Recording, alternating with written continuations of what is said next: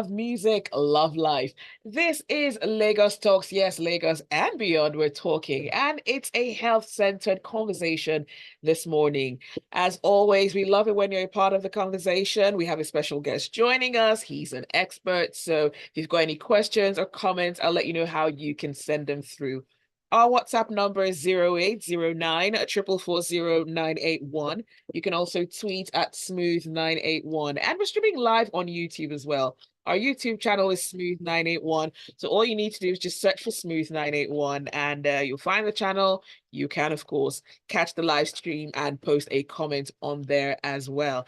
And if you'd like to tweet, we're at Smooth981 on Twitter, now called X. The hashtag is Lagos Talks 981. Today we're talking about Lassa Fever, viral hemorrhagic fever that unfortunately is still here in Nigeria. Now, the NCDC, which is the Nigeria Center for Disease Control and Prevention, confirmed that Lassa fever was responsible for the deaths of 3 healthcare workers and a patient at the Army Hospital in Kaduna. Now, giving further details, the NCDC have reported that so far Nigeria has recorded 2,621 cases. 476 have been confirmed, and 84 people have lost their lives in this year to Lassa fever, as at the 18th of February.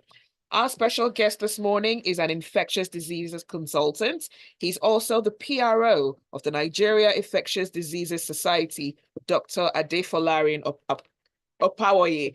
Good morning, Dr. Opawoye, and welcome to Lagos Talks. Good morning. Thank you very much. It's really lovely and great to be here. Thank you. I hope you've had a pleasant morning so far. Yes, indeed. All right. So let's start this conversation, Doctor. What's the current status of Lassa fever outbreaks in Nigeria? I know I've given some figures, but how does this compare to what has been recorded in previous years?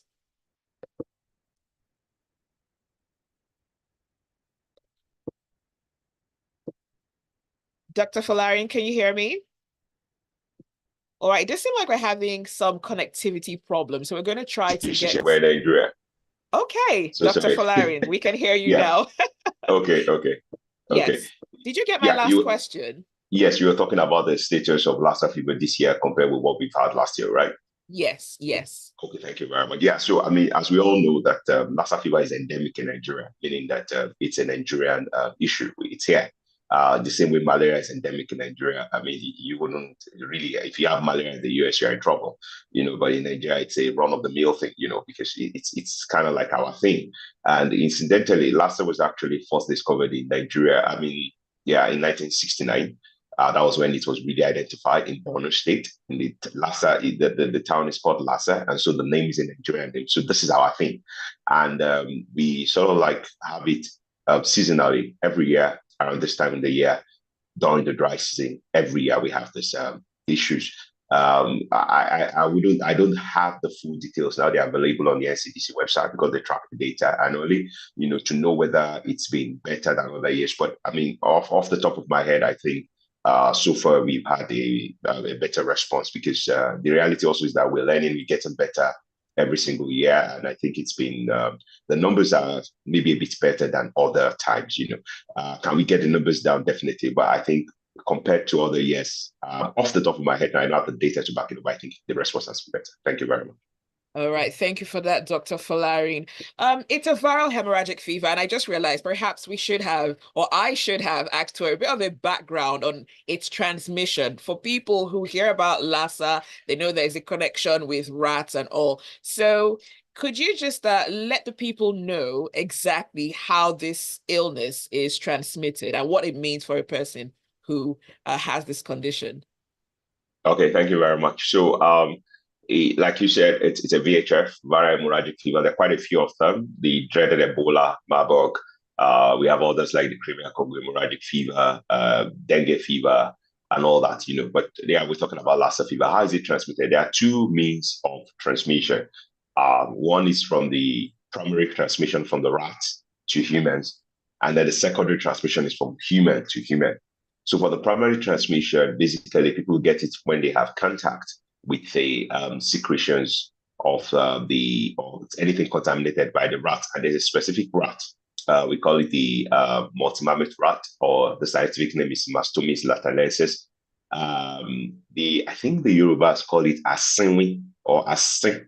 That's the kind of rat that has multiple nipples when you turn it upside down. That's why we call it multi-mammoth, and that's how it is the primary transmission from the animals to humans.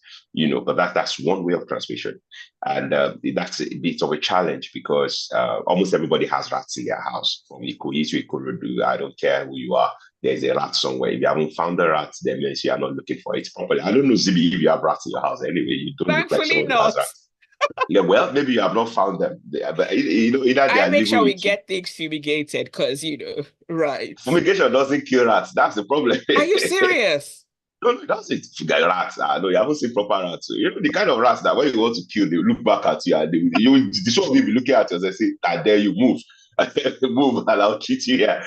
So that's the issue. And that's a bit of a challenge. And what we believe is that every time during the dry season this way, there's more contact between human beings and these environments because of bush bunny. Some people spread things on the road and all that. They spread foodstuffs on the road, and also these are primary means of transmission.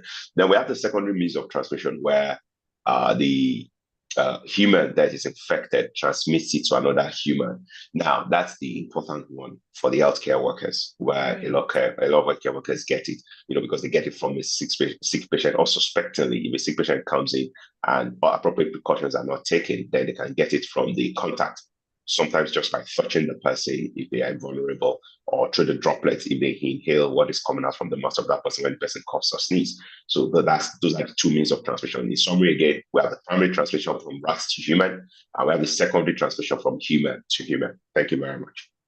All right, thank you for that, Dr. Folarin. You kind of answered the next question I was going to ask because over the years, we've heard of a lot of healthcare workers who've lost their lives. Even in this situation from Kaduna, three of the fatalities, healthcare workers. Why do we continue to have these incidents of healthcare workers losing their lives to this condition? I mean, should we have learned certain procedures and methods over the years? Okay, yeah, that's a very important question, and it's very worrisome, especially at a time when we have a serious deficiency of healthcare workers in the country. Almost everyone is either out or on their way, and you want to really keep and preserve those that you have here and make sure that nothing happens to them. The challenge is this: if you notice, many of these deaths that occur among healthcare workers, they occur outside the traditional endemic zones of Lassa fever in Nigeria. So even despite the fact that we said Lassa is a Nigerian thing, sort of, there are places where it is more, they are the owners, really, where places like Edo State, Ondo State, Abakaliki, that's a Bonny state to an extent. Those guys that's where really Lassa is domiciled. But when you see these cases of healthcare worker deaths, they are in regions where they don't expect to have Lassa, and so the level of suspicion is low. So what am I saying? If you come with malaria, let me use malaria, which we all know as an example. If you Mm. have a fever in the United States, before they say you have malaria, they don't work out because it's not their thing. They are not used to it. They are going to look for 1,001 causes of fever before they get to malaria. If you have fever now in Edo State, Chama, you have Lassa until otherwise proven. They will throw you somewhere, keep you there, take your sample, test you immediately before they do any other thing.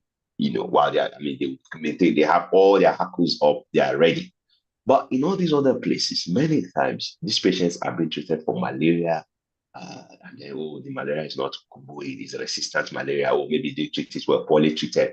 And then the patient keeps having this malaria on and on, having prolonged contact with healthcare workers without taking appropriate precautions. And before you know it, there's transmission. So that is what has been happening. And what we're trying to do now is to make sure that at this particular time, alerts have gone out the entire country. Everybody should be on alert. Do not think that your area is exempt, because you can see the deaths in Kaduna. It's very far from Edo. They never really thought the patient had lasted, and some of the other deaths we've had in other places, that's been the etiology of them. So that's why so far that you will almost never hear of healthcare worker infections or deaths in Edo State. It's their thing, So, or okay. so that's the issue. Yeah. Thank you very much. Mm. All right. So, is there a worry about perhaps you did speak about Lassa being transmitted by even droplets from an infected person. So, are there any serious concerns that a person could have this infection but not be showing any symptoms and they could transmit it to someone else? Oh yeah, yes, we have what we call asymptomatic infections. Again, let me relate that to something that we're all familiar with. That's COVID-19. We had people who had COVID and they didn't have no single symptom. When you test them, they are positive. And those people that didn't have any symptom can transmit it to another person the same as that will die. The Hmm. same virus because they have different ways their body reacted to it. Now, what we are lucky with, quote unquote, if I could say it that way, with Lassa is that with Lassa fever, even if people have it, until they start having symptoms, they cannot transmit it. Okay. So it's the symptoms that causes them to sort of like transmit the virus. That's when they're having symptoms and the virus is really out there and they have high level of virus in their system and then they can transmit to another person. So it's a very good screening method that we use for that. So that if there's an exposure, we'll just keep monitoring your temperature. Once your temperature is good, you're good. The day your temperature goes bad, we pick you up. That's how we do it. So we have that kind of window in Lassa, making us to be able to check and know what exactly is going on about the transmission from human to human. Over. Okay. So I'm curious about this. What kind of support, though, has the government provided when it comes to dealing with these outbreaks, whether it's in form of resources or training? Has it been enough to make an impact significantly? Has it been enough?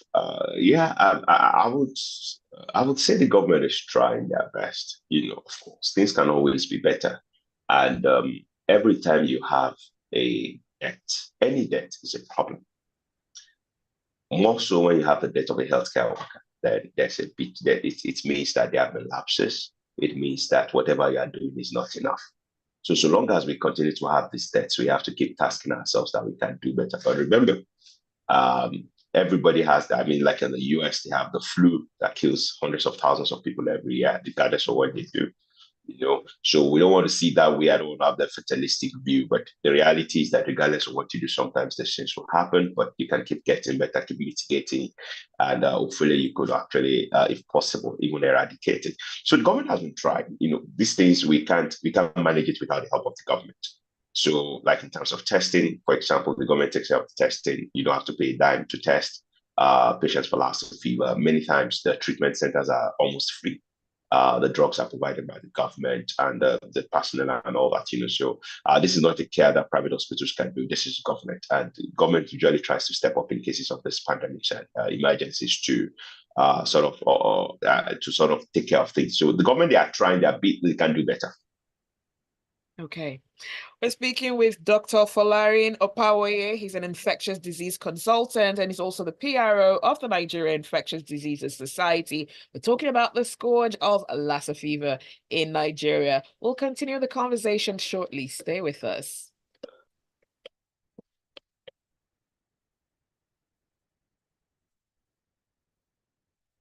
So it's good to know that I don't have to be looking around me like, come, have you been to Edo State recently? Do you have a fever? You better be asking. Just to be on the safe side. Yeah, yeah, yeah, Oh yeah. gosh. So I was under the impression that, it was any kind of rat, because really, who is examining to see how many nipples the rat has? Once you see the rat, you run for your life, right? Definitely, definitely. It's not any Okay. kind of rat. But the regular nippled rats, do they also spread any other kind of infection? And rats spread like a million things. Rats are a bad idea. They spread quite a few things. That's the truth. They spread a lot of things. Damn. A lot of stuff, yeah. But they're Wow. always all around us. We have quite a lot of rats in the country. Sorry? I said they are all around us. I'm sure you have rats in your house too. Thankfully, I Maybe you just actually haven't found them. don't. Yeah, no, you do. they're either in your room or just next door, Oh next door my God, neighbor. now I'm scared. But I've never seen Neighbor any next door. trace of rats, though, You really. haven't looked for them. The rats are always there. I'm telling you. I don't care. Banana Island, whatever. They are there. They are there. This is so scary. Dang. Anything that looks weird and crawls scares me. Like, oh my God. Oh, so Another. you're the kind of person that sees the rats and starts running around.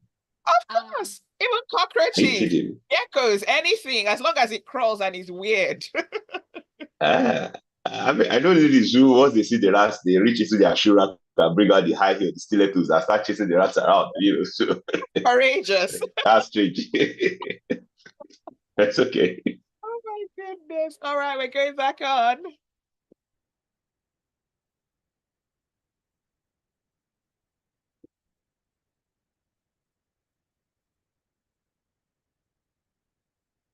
It's Lagos Talks on Smooth 98.1. It's Zibby here, and I'm joined by our special guest, Dr. Folarin Opawoye. We're speaking about Lassa Fever in Nigeria. So if you've got a question for the doctor, if you've got a comment, this is the time to send them through. The WhatsApp number is 0809 440 981.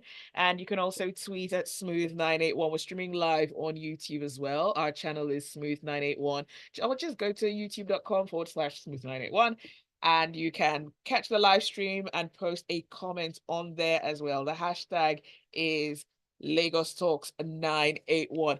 Dr. Falari, let's talk about the advances that are being made when it comes to this illness. What is new with the research? Okay, thank you very much. That's a great question. I mean, it's not so. The our people in Edo State are the ones that really are trying to lead the cutting edge of the research, and what we're trying to do is to have faster diagnosis, where you could have possible what we call bedside tests that you can do. Because, for example, before you can diagnose Lassa now in Lagos, for example, there are very few labs, only one or two labs that can run it. So you can imagine you have someone suspected in Badagry, you have to get samples all the way down to Yaba. That's a lot of delay, and the longer the delay, the higher the chances of somebody inadvertently getting exposed and getting potentially infected. So contrary-wise, if you have a bedside test that you could just take your sample and you drop it in, and immediately you see what's going on, it's sort of it's a better deal. So they're looking at better diagnostics. They're looking at better treatment. We have a treatment for the disease.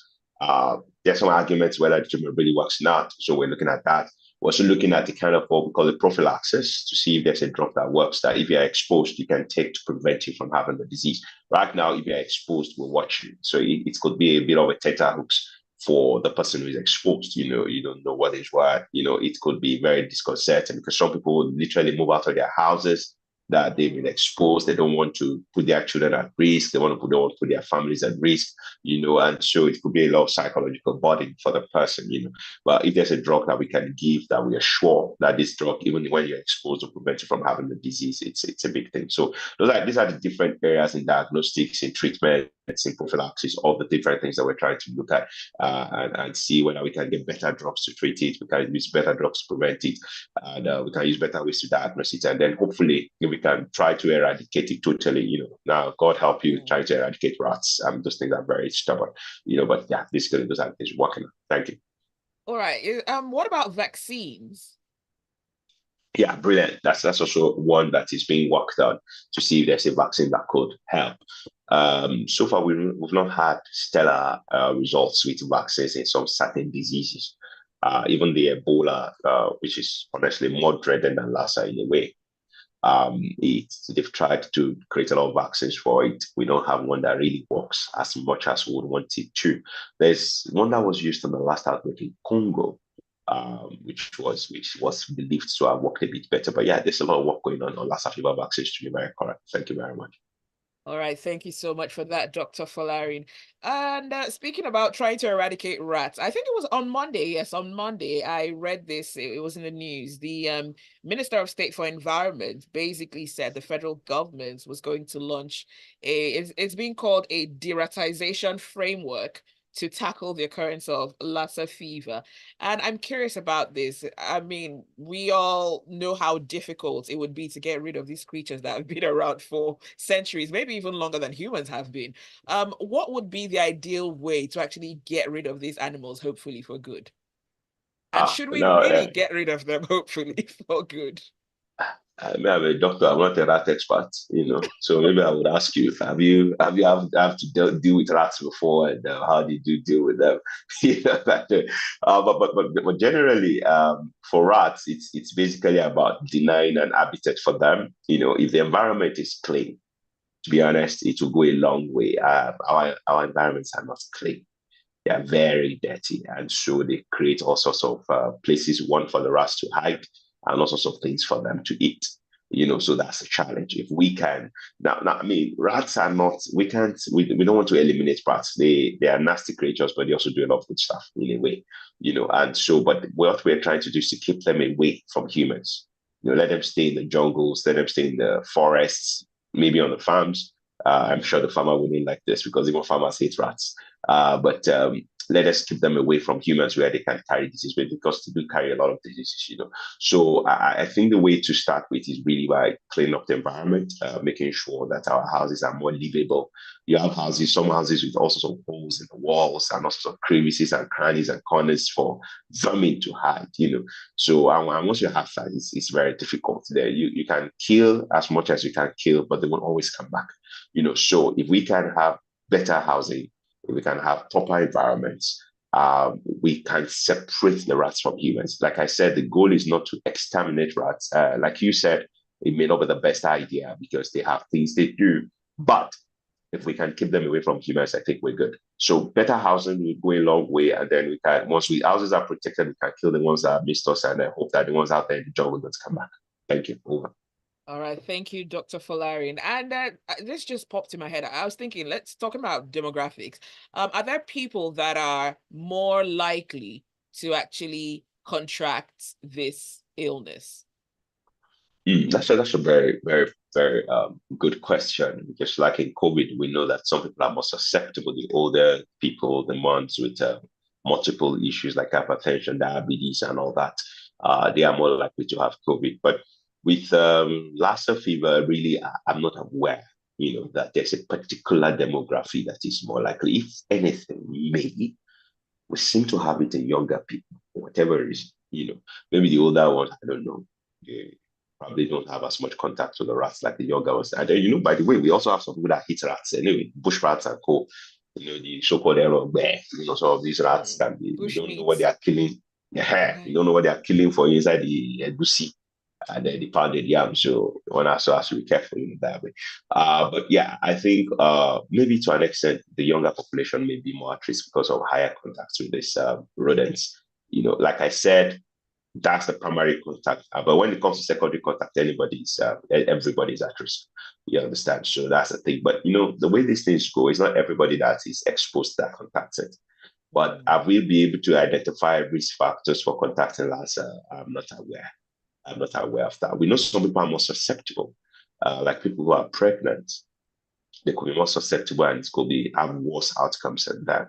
And generally, with all these illnesses, if you have a strong immune system, like younger people with less comorbidities, even if they contract it, they have a better chance of beating it than people who have other problems with that. But again, I'm not aware of a specific set of risk factors, a specific set of criteria that we develop for Lassa fever that makes some people. I think everybody's just vulnerable in a way, and we all have to be careful because some of these things are unpredictable. Sometimes you have a 40, 45-year-old escape and you lose an 18-year-old, so it's difficult. Yeah.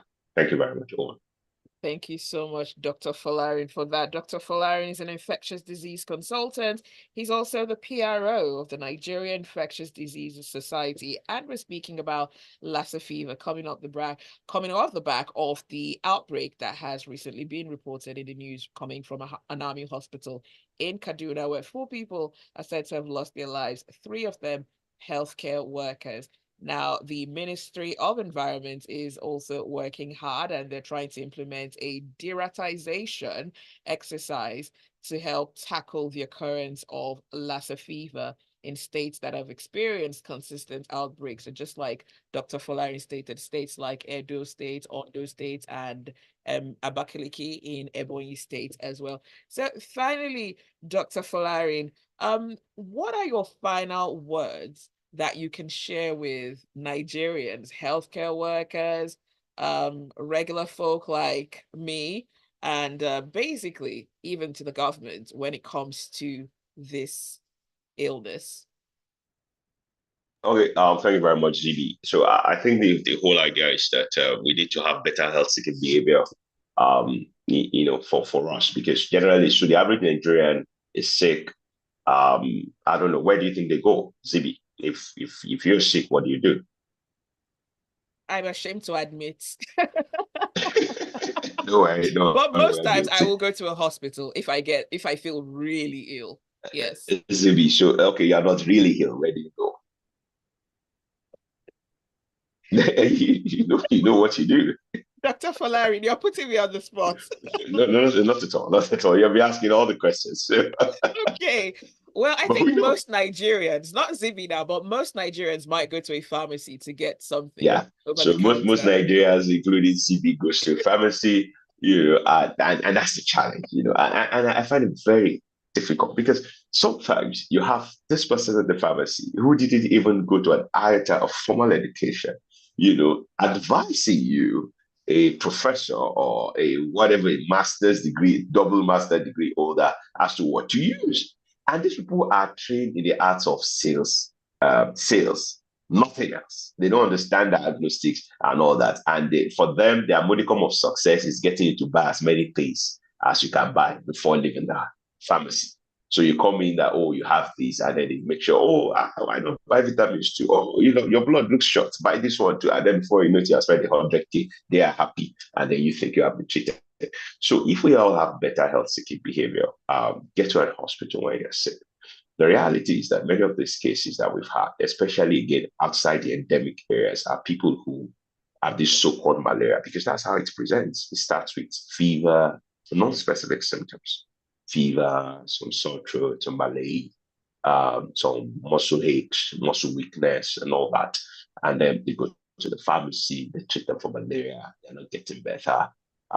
They go to another pharmacy and they, oh, don't worry, this drug they gave you for malaria was not authentic. We'll give you a stronger one. Then give them a stronger one, quote unquote. And then they are not getting better. And then, I mean, we had a patient who was on this for 3 weeks, roaming around like that. And then by the time he's coming, he's already bleeding. And once you start Wow. seeing bleeding in Lassa, it's over. It's over, literally. I mean, you can write a death certificate and just waiting for time. It's very rare for them to come back, at that point. So early presentation, you're sick, get somewhere. There are primary healthcare centers, there are primary hospitals. Just get somewhere. This is the issue. This is what is going on, And then once there's proper treatment that way, hopefully, many of these things will be detected much earlier before they become a problem. I tell people as a doctor, we don't work magic. There's a point in which you get to the point of no return. At that point of no return, if you bring $100 million, you're gonna die, whether in Nigeria or in the US or whatever. The whole idea is coming in early. Our people don't come in early. You understand? That's on the part of the people.